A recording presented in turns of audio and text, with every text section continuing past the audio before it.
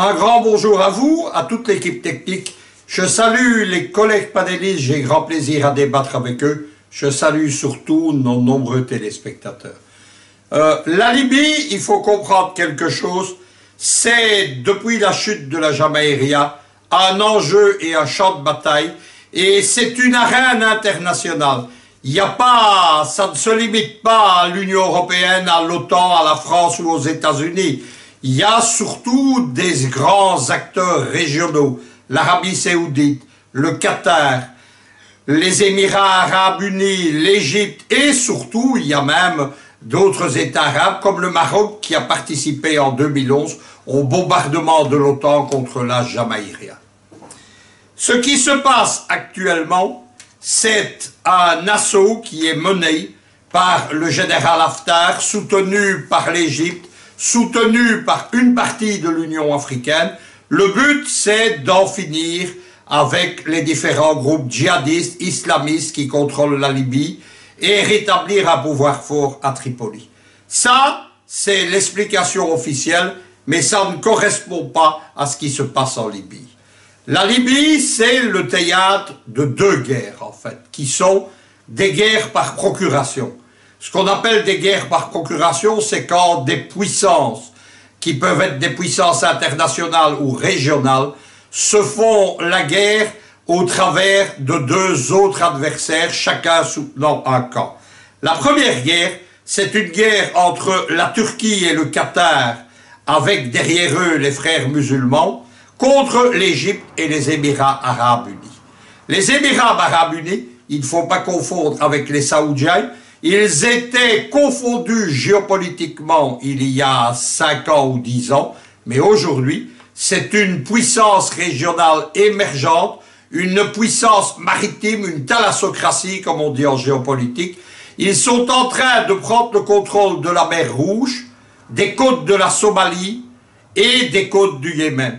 Tous les grands ports du Yémen sont aux mains des Émirats Arabes Unis. C'est ce qu'ils ont retiré en profitant de leur participation à la guerre des Saoudiens et des Américains contre une partie de la population du Yémen.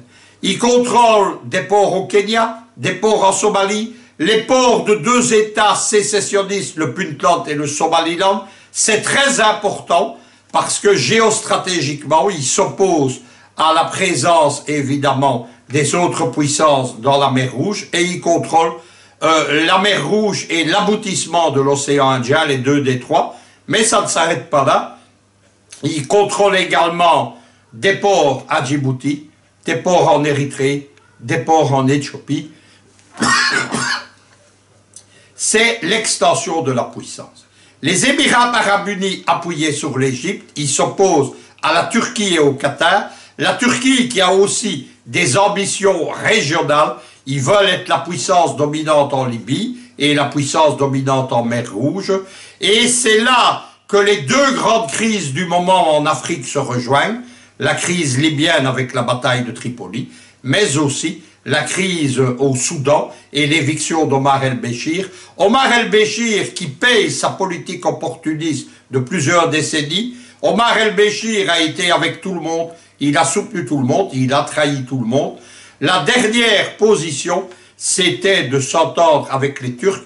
Il avait notamment cédé pour un bail de 99 ans des îles stratégiques à l'embouchure, pas loin des côtes égyptiennes, à l'embouchure de la mer Rouge, qui appartenait évidemment à l'Empire ottoman avant 1918. C'est la raison pour laquelle Omar el-Béchir a été réellement chassé du pouvoir. Il n'y a pas là-dedans de plans internationaux ou de grandes puissances représentées au Conseil de sécurité. Il y a des enjeux de politique régionale. Là, évidemment, la deuxième guerre qui intervient, elle concerne celle-là deux puissances européennes, c'est Paris et Rome. Paris et Rome se font une guerre à couteau tiré pour le contrôle du pétrole libyen. Il faut savoir que la Libye de Kadhafi, elle apporte moins de pétrole, elle apportait, pardon, plus de pétrole à la France que la Libye post-Kadhafi, somalisée, djihadisée, où le pétrole est un enjeu et une crise permanente. Il y a donc une guerre entre l'organisme d'État italien qu'on appelle l'ENI et le groupe français Total, Excel, ce pilier de la France-Afrique. Il y a des manipulations diverses au sein de la Libye. Il y a notamment l'intervention auprès de tribus Toubou et de tribus arabes dans le Fezzan qu'on appelle les Souleyman, qui sont payés par Rome pour constituer des forces de contrôle de la frontière contre l'immigration.